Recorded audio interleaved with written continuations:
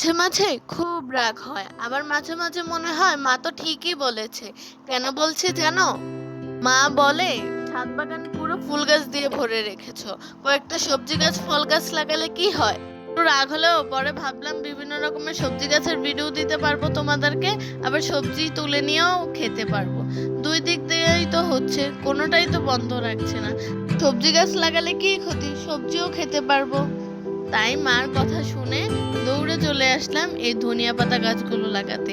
এগুলো হচ্ছে ধনিয়া পাতা গাছের ঘোড়া, বিলাতি ধনিয়া পাতা, দেশি ধনিয়া পাতা, অনেকে অনেক নামে চিনে।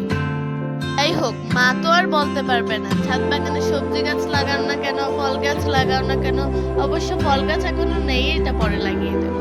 আর দেখো, এখানে এই পুচকে ছেলেটা এসে কি করছে, ওর মুখের এক্সপ্রেশনটা খালি দেখো।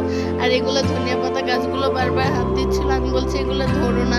দেখো এদিকে আমার ধনিয়া পাতা গাছও লাগানো শেষ, আমি এখানে পানি দিয়ে দিচ্ছি। লাগাতে লাগাতে পুরো সন্ধ্যা হয়ে গেছে। আজকে পর্যন্ত, টাটা।